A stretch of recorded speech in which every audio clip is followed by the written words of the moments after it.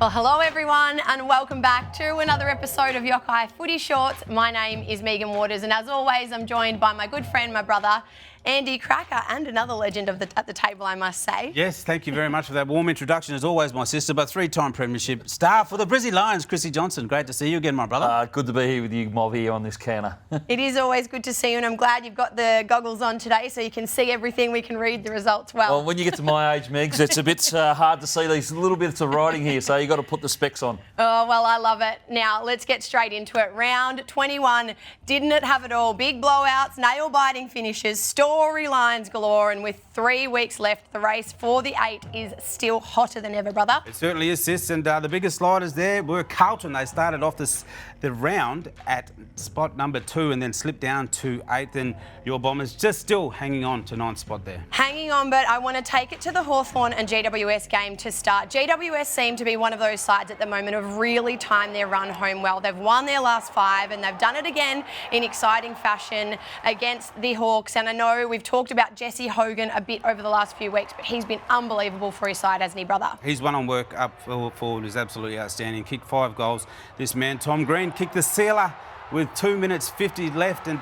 he's an absolute star throughout the midfield. You know what you're going to get from him every week. They were just able to hold on the GWS Giants. The Hawks played some great footy.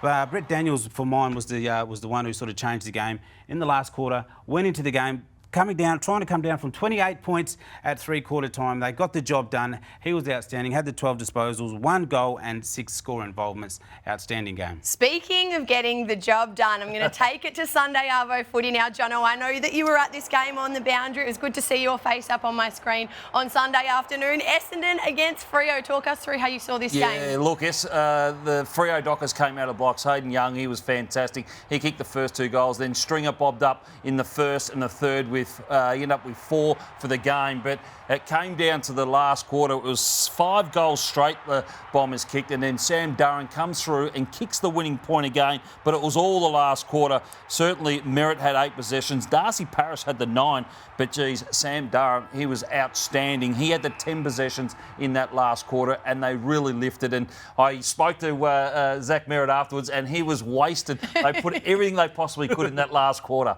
I know, I was laying on the couch watching it on Sunday Arvo, having a really relaxing, restful weekend until that final quarter. I'd never had so much anxiety and stress, but no, it was good to see them get the win. And on Saturday now, I want to take it to Collingwood and Carlton. What a game this was. 2 great rival clubs. You know, when they meet, it's always a very exciting one. 85,000 packed in to celebrate Scott Pendlebury's 400th, and what a game it was, Cracks. Oh, it certainly lived up to expectation. Three-quarter time, just before that, Harry Mackay decided to deliver that one, and here at the end of the game, Mitch McGovern looked like he was going to kick the sealer and win the game for the Blues, but unfortunately that was not on the cards.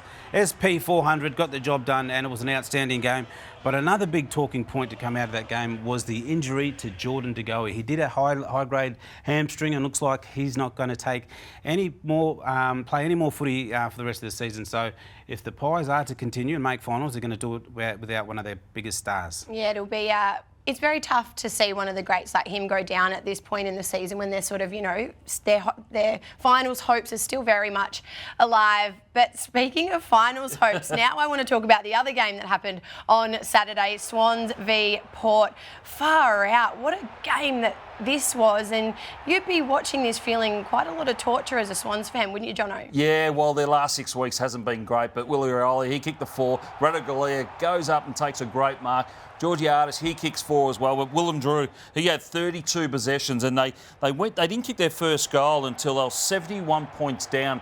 And this has got to be a worry for the Swans because they're sitting at the top of the ladder, coming into the pointy end of the season. You need to make sure that you're playing good football when you're coming into finals. And at the moment, the last 6 weeks hasn't been great for the Swans. They got some worrying sights. They got Collingwood this week at Friday night, back at home. They need to change things around. You're spot on, Jono. The Swans aren't playing great footy, but I tell you who is. The Cats, they're playing outstanding footy, and one of their men is this week's Yokayi moment. He's an absolute star. We love how he goes about it. Young Lawson Humphries was able to kick his first goal of AFL footy to put the Cats in front just with a couple of minutes left, and that was the game changer. That got the job done, and didn't his teammates love it? He missed the one just previous, but certainly made up for it with that goal. Ollie Dempsey being able to give him the handball there. It was a great finish, and he is an absolute talent.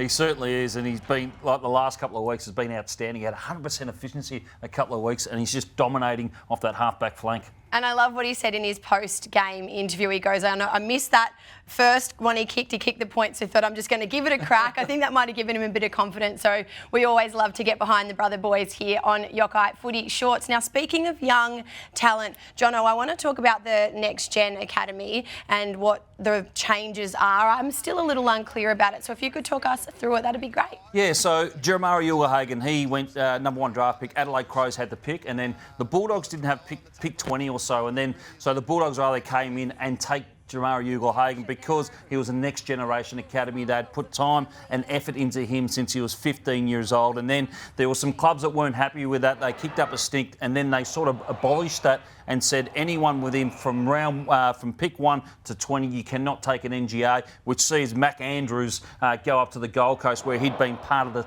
the Melbourne Next Generation Academy. So now they've flipped that around again. So if Mac Andrews was to get drafted this year, he would stay at the Melbourne Football Club if they wanted him. So it's been a big change, and I think it's for the better to see young Indigenous players and multicultural players walking into a club that they know the surrounding, and then they have longevity in the actual AFL career. Yeah, well, thank you so much for articulating all of that for us, because it definitely feels a lot clearer now, and great to know that the changes are for the better. Now, before we wrap up, I do want to give a special shout out to you, my brother Cracks. You have become an author recently of a brand new children's book called My Dad's Gone Away. You've got such an amazing story that I've always said, you know, I'm so inspired by. So I'm so happy that you've been able to channel a little bit of your story through this book. Thank you very much, sis. And working with Magpies Books as well, they've got some amazing children's books, and just to be able to be a part of that is really, really special. My co-author, Jacqueline Dinan, as well, we met at my first public speaking engagement as well. So we just thought that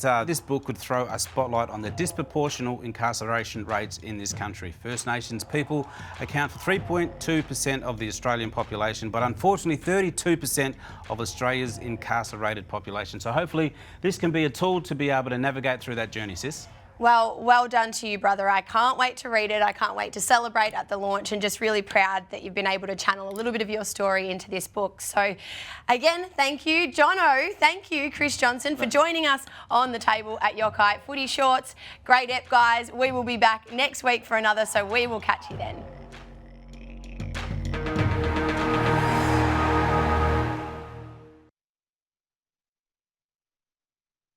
For the best and most comprehensive wrap of each round, Access All Areas is the show for you, unpacking all the action and dissecting the big news from each round. Access All Areas, thanks to Crypto.com, Mondays on AFL.com.au and the AFL Live app.